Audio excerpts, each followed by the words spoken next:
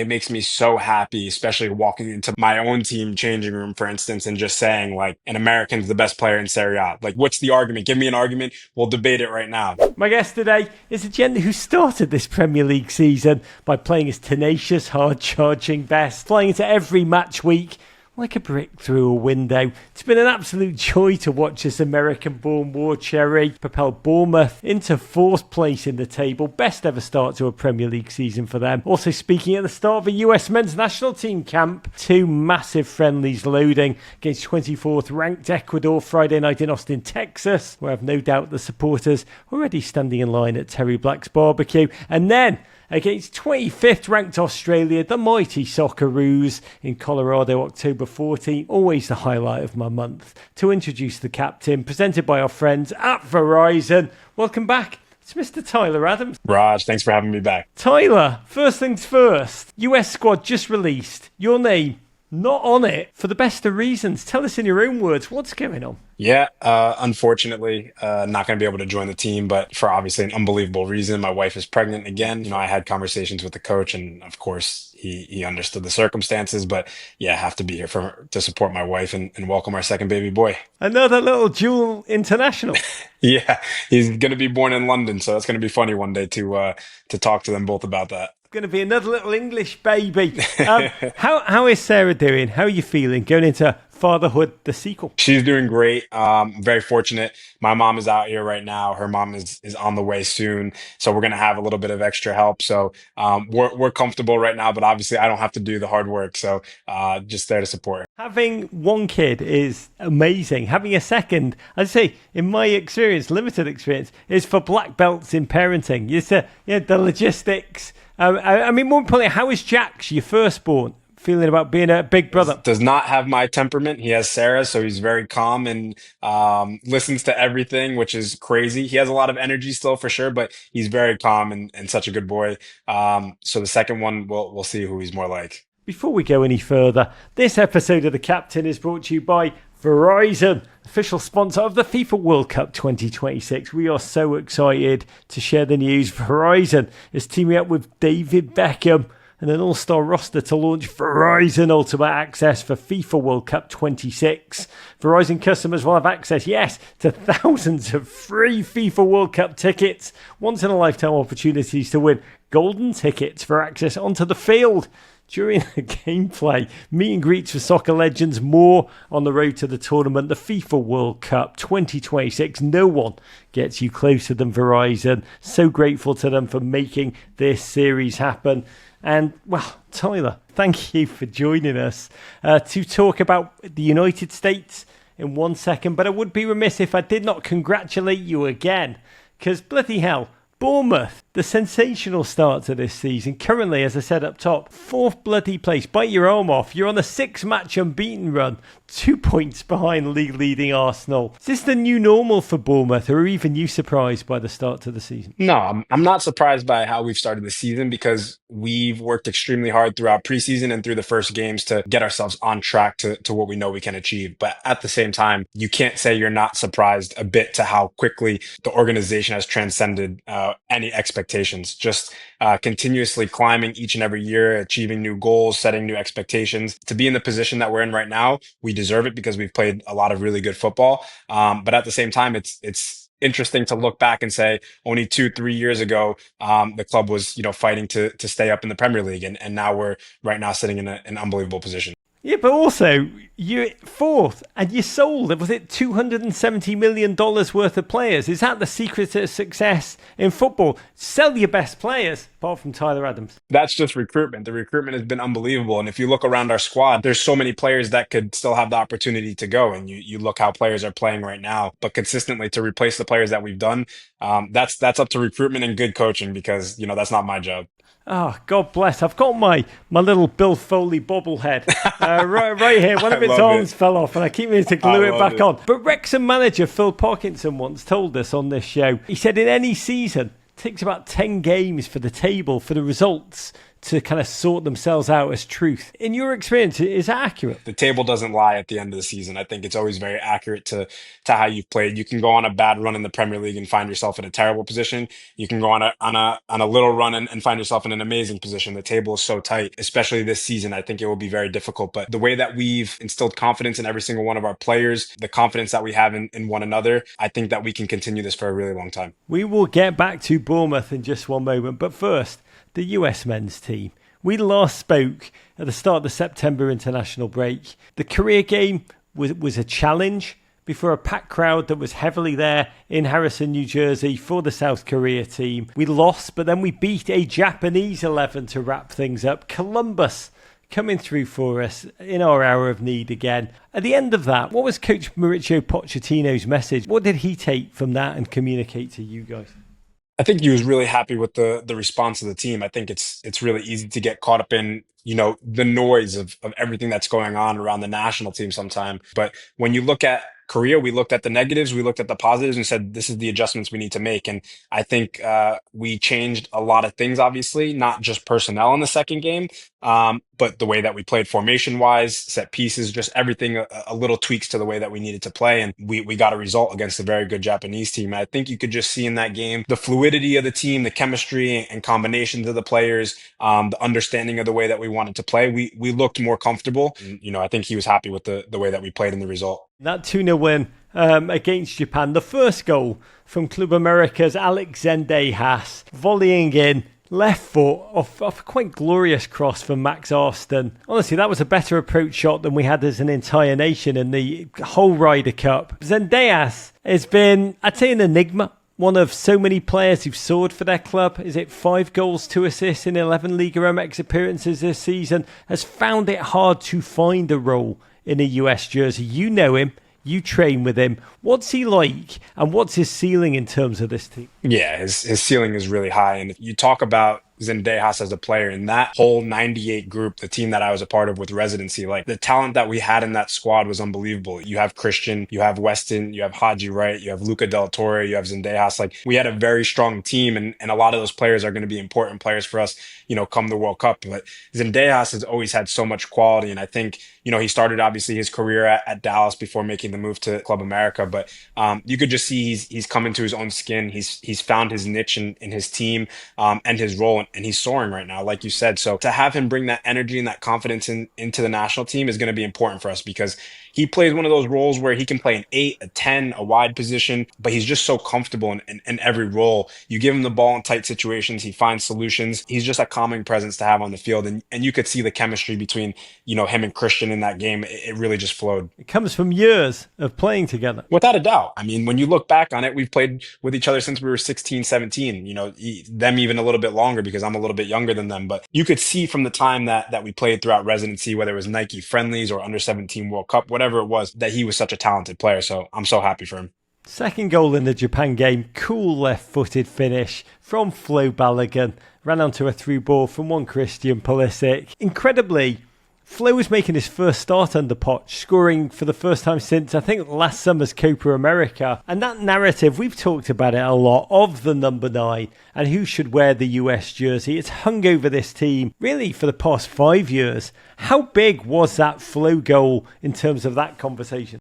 Yeah, I mean, I think you forget about the national team for a second and you just talk about, for him, how important it was to do it in a national team shirt. Of course, it means a lot to him, but, he's been battling injuries, obviously, and that was a big reason why he wasn't involved in a lot of the camps since Poch took over.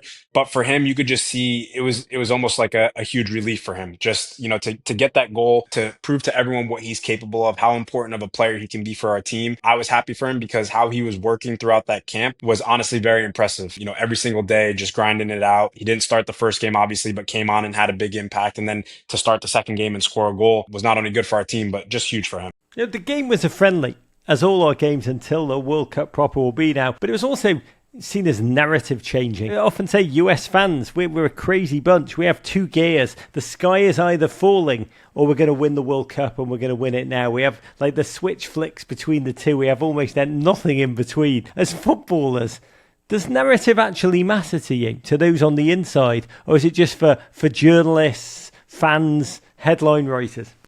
No, for me personally, no, of course it doesn't matter. I don't care about the outside noise. I just go out there and do my job, and that's what I'm supposed to do. Just as journalists are supposed to write stories, that's what they're supposed to do. Do you know what I mean? Like everyone has a job and everyone has to make money somehow. So I think for me the biggest thing is making sure that we believe within our group that the outside noise and narrative doesn't matter. It's not important that just myself, it doesn't matter, or to someone else, it doesn't matter. It has to be the collective that understands like what we're doing on the inside is going to work and we have to trust this process. So again, it's working through. I think results, they give you confidence and belief in what you're doing. And I think having that result against Japan put us in a good position to obviously go into this camp and do well. So I'm looking forward to watching the team because I think they can continue that. Last week, Poch announced his roster for these games, and there were some familiar names back on the list. Goalkeeper, old friend Matt Turner, now of your mighty New England Revs, called up for the first time since the Gold Cup. Also back, Weston McKennie, back like Landon Donovan's hair for the first time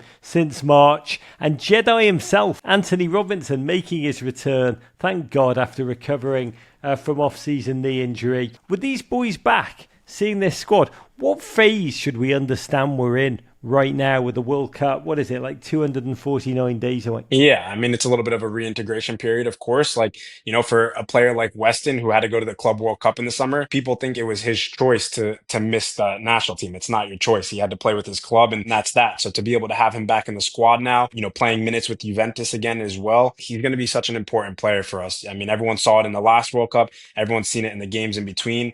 He has a ton of caps and he has a ton of caps for a reason. So he's going to be an integral part to the way that we want to play. And then, for Jedi, again, he's just one of those guys. I just saw him this past Friday, of course, and to see him again, to see him smiling, to see him just, back out on the pitch is exciting because I know what it was like to battle some injuries, and to be back and see him smiling is important because he's going to be an important player for us. And to beat him. Yeah, of course. That's the cherry on top, of course. And of course I said that, but nothing needed to be said after how we finished that game. You wouldn't have been so chipper if you hadn't won that one team. No, So you wouldn't have been mentioning it. If he texted me after the game, there's no way I'm meeting up with him after we lost. So you already know. There's some familiar names not in camp. Gio Reyna made just 2 appearances for Gladbach. Atletico Madrid's Johnny Cardoso, PSV Serginho Dest, Ricardo Pepe, both miss out through injury. Atlanta's Yunus Musa not called up, nor was Norwich's Josh Sargent, despite his quite remarkable 6 goals in his first 5 appearances, all competitions. Pochettino said players should be, quote, desperate to perform,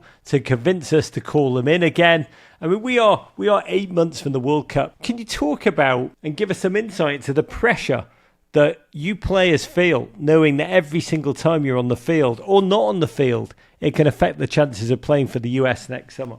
Every single player should have the mindset that when they go into their club situation, I'm not only working towards the goals I have, obviously, with my club, but, goals of playing for the national team with a World Cup right around the corner. So, obviously, good performances is not something that you want to force. It has to come naturally and you have to develop at your club and in due time. But for me, yeah, it's important to obviously have good performances, be playing consistently so that can translate when you go with the national team. So we have a competitive team right now. If you're not playing consistently, it's hard because we have a lot of players that are playing consistently. So it's kind of cream of the crop come the time of the World Cup. If you're playing, I think you have an opportunity. If you're not, I think it's always difficult because how do you necessarily trust someone to come into a situation where they haven't been playing and haven't been getting the reps over someone that has? Do you know what I mean? How does this sense of World Cup readiness compare to the 2022 cycle for you, 249 days out? Or because these are friendlies and you had qualifying to battle harden you last time, does it feel very apples and oranges, so it's hard to tell what's similar and what's different? Yeah, it couldn't be more opposite situations, to be completely honest with you. Like when you look at the 2022 World Cup, I mean, I'm just going to take a wild guess that 85% of the roster was made up of guys that were in our World Cup qualifying squad. Do you know what I mean? So if you were getting those reps consistently and you had put the team in a position to qualify for the World Cup, you're obviously deserving, whether you're playing with your club or not, to have an opportunity at the World Cup. But a lot of those guys were playing with their clubs, so they kind of go hand in hand. Whereas now it's a little bit different. Like people question the roster last camp around, where you give guys opportunities to play with the national team, give them reps, but there's no circumstances to them. There's, do you know what I mean? Like, it doesn't matter if you lose the game. It doesn't matter if you win the game. Of course, we want results at the end of the day. Like, we should always be going out there to play, win, replicate what's going to happen in the World Cup. But at the end of the day, why not give them the opportunity? Whereas with qualifying, it was we needed results and we needed them quickly so that we could qualify for the World Cup. So there's a fluidity, just like almost like an improvised freedom to where we are right now, that when you are trying to battle harden and qualify at the same time, you don't have that liberty. Yeah, it's completely different. Like you said, it's apples and oranges. You look at Commie Bowl, for instance, and you look at how enduring that qualifying process is. Do you know what I mean? And we had to go through a very similar thing throughout CONCACAF in order to qualify. But when we don't have that right now, the focus has shifted completely. It's about getting players ready to different systems, different things, like try new things. How can we understand the system completely, take more risks in games? So let's focus on the positive. And when you look at the list of positives, the one place you have to start, which is Christian Pulisic, greatest mashup of Pennsylvania and Italy since Sylvester Stallone was throwing those hard rights at frozen beef rib. He's been balling out at Milan. Serie A's joint top scorer, 6 goals in 8 appearances in all competitions. Even The Guardian recently wrote he is, quote, the best player for the best team in Serie A, and he's an American. It's really quite spectacular what he has lived the last couple of weeks. When it's happening, do you reach out to him when you see him absolutely smiting all comers like this? Is there like a group text that you're all part of? No, I mean, I text him on the side all the time, like individually, but it makes me so happy, especially walking into my own team changing room, for instance, and just saying like an American's the best player in Serie A. Like, what's the argument? Give me an argument. We'll debate it right now. It's unreal. And it's more the fact that this is now not his first season doing it. It's been 3 seasons. The stats don't lie. His performances don't lie against the biggest teams, the best opponents. He is always there showing up. Like you said, an American is the cherry on top, of course. But if he's not world class already, he's as close as you get to being world class. And I don't say that lightly, of course, but how can you deny it? If we're going to call someone that's joint top scorer with him world class, why are we not calling him world class? I mean, he is. Well, speaking to an Italian, he kept just saying, a fuoco, which I used Duolingo to great effect to work out. But we've talked about this before, and I would love your read on this in this moment. How do we get the best out of Christian tactically when he's wearing the US jersey? Listen, for me, he always shows up in the biggest games, regardless of what game or moment it is. So, and I've always had that feeling with the national team as well, that he shows up every single time we need him. I don't want to like speak for him, but when you watch a player like him play and you watch him with Milan, like freedom gives him the best opportunity to be unbelievable. You don't want to pigeonhole him in one position and say, stay out wide. When you get the ball, then you have your opportunity to go. It's like, come pop up in the spots where you feel you're going to be dangerous. And you watch him play with Milan and he's always popping up in a different spot. The ball goes wide. He's arriving in the box. That's him. Like that's the quality that he has. And you need to be able to give him that freedom to just be able to go find the solutions for our team. And he's that player. That demigod, Jack Grealish, was asked what's happened to him at Everton. And he said, honestly, I do really well when a coach kind of tells me what to do. But then also like is on when you're on the ball, it's not telling me cut outside, but I just like leave it to me to intuit. Is that the same with Christian as well? Just that get on the ball, do your thing, I trust you. Yeah, of course. And I think you need to understand the players that you're playing with, who's running in behind, who's coming to the ball, like simple movements of what football is, which everyone understands. But in certain situations, like, oh, you need to break down a low block, get Christian the ball. He's that player. So we're finding that rhythm. I think, even against Japan, he popped up in all the right spots, was able to create goals and good moments. But yeah, he, just like everyone else, we're still learning the system of everything and we're trying to become as cohesive as possible. Another player who has been dominant with his club, and I've found real joy watching him, is Chris Richards, the East Mamba himself. Palace this season just stepped up the mental side to his game. He's been dominant in massive moments, in massive games. One of the reasons why Palace started their season with that 6 unbeaten, including their first loss, obviously, in the final minutes after contractually remind you of this against Everton on Sunday. It's Chris Richards. He's been dominant. Chris is fascinating to me because for the longest time, he was undoubtedly the best player in Alabama on every single field he stepped onto. So to move to the Premier League, it's hard mentally to become harder, to become tougher. Do you speak to Chris about how he's transformed himself mentally? Because his game has found another level this past 12 months. Yeah, I speak to Chris a lot. I mean, speaking about his evolution as a player, not so much, but I think you could just see him mature as a person. And with that came his maturity on the field as well. He found it difficult at times to be, a solid player for us in the national team. He had a few injuries which kept him out. Obviously, he missed the World Cup, but he played really well at moments throughout qualifying, and then obviously had an injury which held him back a little bit. But we always knew Chris was going to be a player. It was just a matter of when he was going to step into that role. And I think now he's found his home at Crystal Palace. The way that they play, the way that he plays, it just suits him really well. Having obviously an Austrian coach as well, where Chris speaks fluent German and you're able to communicate really well with him to understand your role. He just looks at home, and every time I see him play, he's just one of their main players. So I'm super happy for him because again, that translates to the national team. And I think he's played really well with the national team. So yeah, it's just about continuing that because center backs are hard to come by, and he's one of our main guys. Can I ask you a slightly weird one? When the league picks back up after the international break, Bournemouth travel to South London to face Palace. What's that like for you to play against one of your mates? How does it feel when you walk out in the tunnel with Chris? I know that you always see like the players from the same international teams just like high-fiving each other. But is it like that process of teammates becoming opponents?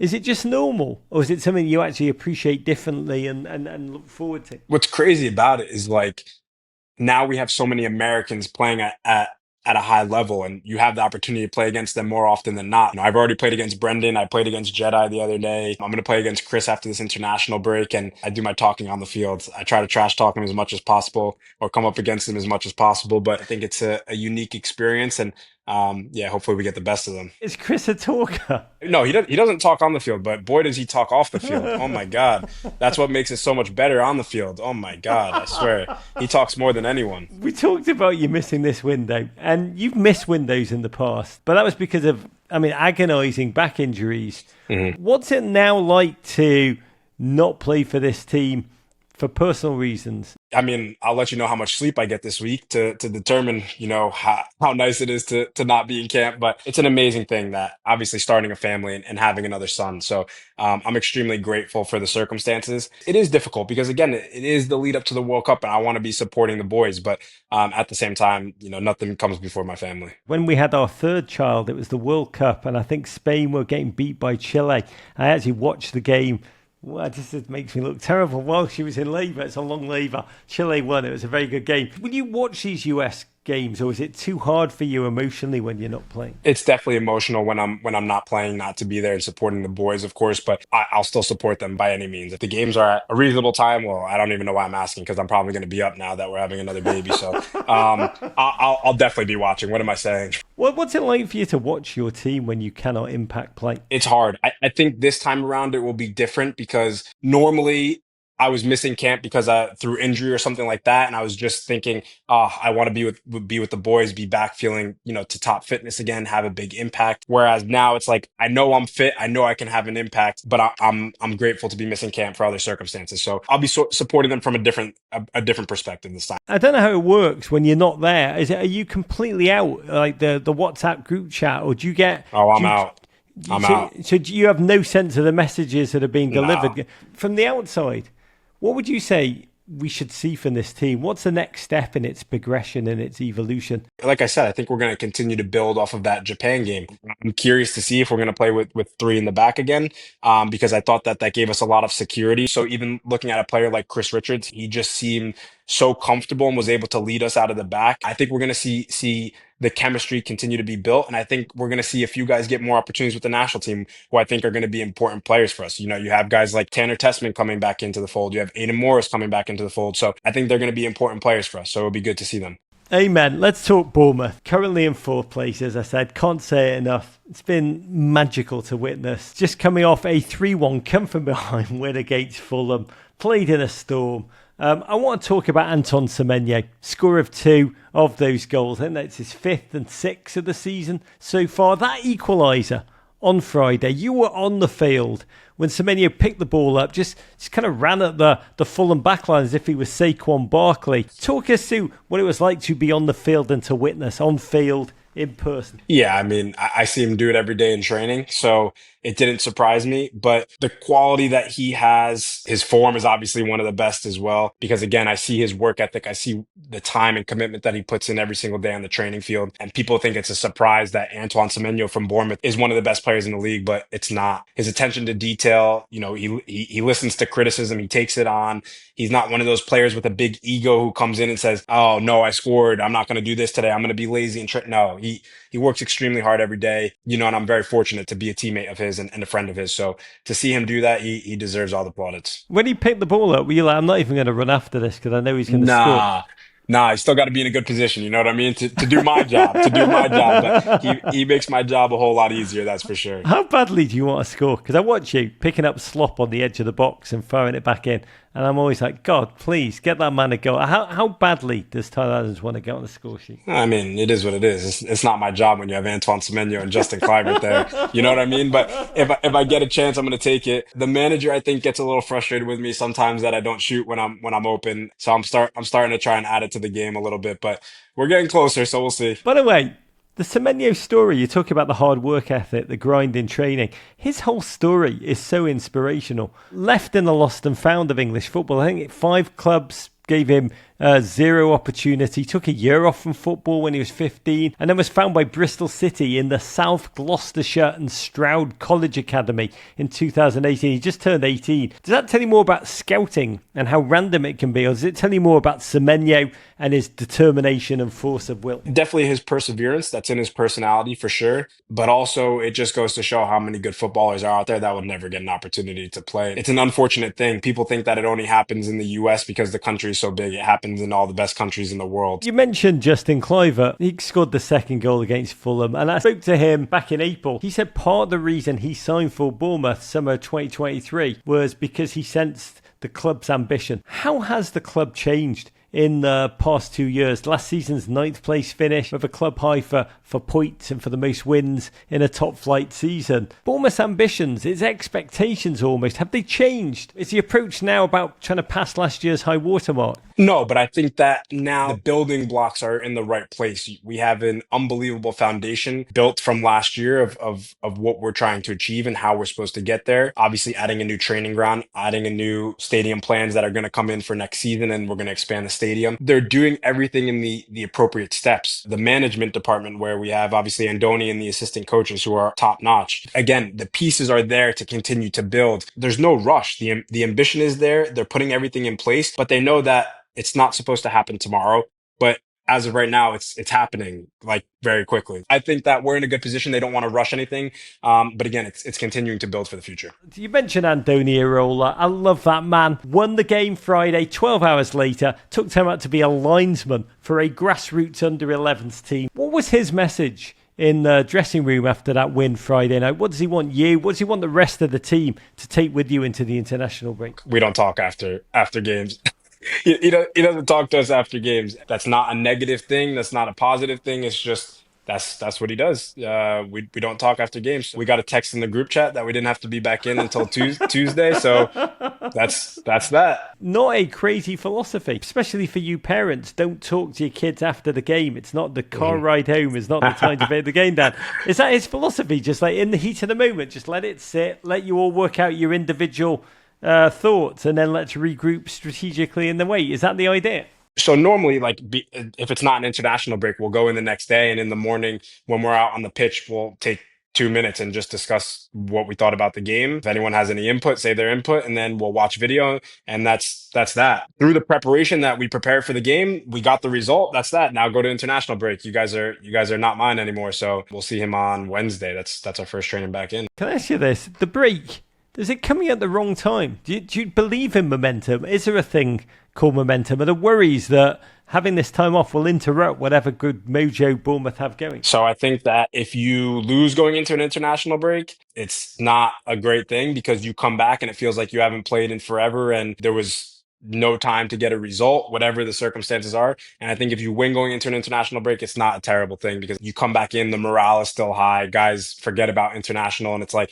let's focus on the next game. So I think it could work in two ways, but in our circumstance, I think it's good because again, it gives a lot of our guys time to regenerate, go again, get some good training and get days off, and then for the other guys go to international. Which brings us to our segment, Getting Closer, presented by Verizon, where we look at the pivotal moments of opportunity, challenge, growth that have helped shape Tyler Adams. And I've got to say, one of the joys of this young season was watching you, a player who's listed officially at 5'9", a lot taller in person, being tasked with marking Newcastle's shiny new striker, 6'6", Nick Voltemada, Yeah. on corners. They call him 2-meter Messi. What was your first thought when your manager gave you the assignment? That I know I had hoop dreams of becoming a basketball player, but it was never going to be in my favor. So I realized very quickly, looking up at him, that it was not an opportunity for me to be a professional basketball player. What was the idea? Just like, there's 6 inches between you. I always mark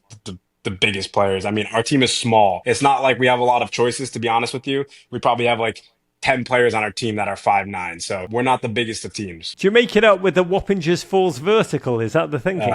Try my best. What do you do in those situations? Is it just like a little gripple grapple shirt, pull sneaky, hold on for dear life? It literally every word that you just said is exactly what I'm thinking in my head as soon as I'm trying to mark this guy. He's meant to be a really, really lovely guy. I'm not speaking to him. Has he got a trash talk game? No, not at all. I haven't played with many Germans that have a high level of trash talk. He was a great guy. He was a very nice guy. That actually made me a little bit uncomfortable because I'm used to talking trash and then someone talking trash back, but there was none of that. Don't make me like you because I know what I've got to do with you. I know what I'm going to do to you. It's weird. You also recently went back to Leeds, to Ellen Road. Played there the 2022-23 season. The New York Times wrote about that game. Adams was here to play the role of pantomime villain, and he knew it. I've had different answers to this from different players. Tyler, once a game kicks off, can you actually hear the crowd? There was something about it that I absolutely loved. I don't know what it was. I don't know if it was being back there. I don't know if it was the energy of the game. I obviously knew what was going to happen, and it was what it was, but I enjoyed every second that I played there. Circumstances what they were, and I left obviously, and then going back there it was just a joy to be back. I know I would crumble. I probably would not physically be able to take the field, but you seem to relish the situation. You have to think 35,000 people in a stadium cheering against you. Like, I'm from Wappingers Falls. I don't know if there's 35,000 people in Wappingers Falls. They had the energy to cheer against me. I love that. You could hear it the whole time. You could hear it. Every tackle you went into, everything. Yeah, I mean, I won my tackle, so of course. Oh, the wind beneath your wings. Spite is the rocket fuel of human motivation. Look, I know footballers always talk about taking the season one game at a time, 1 week at a time, next game ahead, that's all you look at. But when you get the Premier League season, the schedule handed to you, are there any games that you actually look forward to that you circle on the calendar as soon as they're released? There's so many good games that you have throughout the Premier League season. I don't think there's one game that you don't relish, to be honest, because you take a break for any of these games and you're not getting 3 points. So I don't think I circled any games. I think going to Leeds was one that I was really looking forward to just because obviously I had played there, and to play against Brendan and just be back there would be really special. Not any other game. Every other game's just a game. Apart from Everton, where you get the chance to get 6 points, 3 for breaking my heart. Last question for you, Tyler. Bournemouth, I don't know if you know this, best ever start. I've only mentioned it 5 times. Unbeaten since that. Incredibly hard-fought opening day loss against Liverpool. Last season, you did perform alchemy in the first half. The second half was a challenge. What gives you the most confidence right now as you think about all that is to come? We have a much deeper squad. The club, the manager, everyone talked about it coming into actually at the end of last season. I think we had a couple of games left, and he said, "I don't know what next year is going to look like. Hard to predict, but one thing I know for sure is that there will be way more depth and competition in our team, and that speaks volumes. Obviously, you look at our squad right now. Even guys that didn't have an impact in the Friday game. Junior Krupi, who's a young French player who scored that unbelievable goal against Leeds. He's a top player, plays in France under 21s. And if you do that, then trust me, you're a good player. Bringing in Amin Adli, who won the league with Leverkusen, played under Xabi Alonso, another top player, hasn't even played that many minutes yet for us, but we all see what he does in training. So when you see the depth of our squad this year, bar injuries, which I hope there are none of them, we're going to be able to rotate our squad, give guys opportunities, keep the same level very high, and endure tough games in a long season. I hope so. I really, really do, because ultimately you are a benchmark for every team outside of the so-called Big Six who are rooting for you guys to really carry it through. It's a joy to watch. It's incredible to be with you at this remarkable time in your Thank life, you. Tyler. Huge love to you, to your growing family, your team, most importantly to your wife, Sarah. Big, big love. Appreciate it, Raj. Thank you. Courage.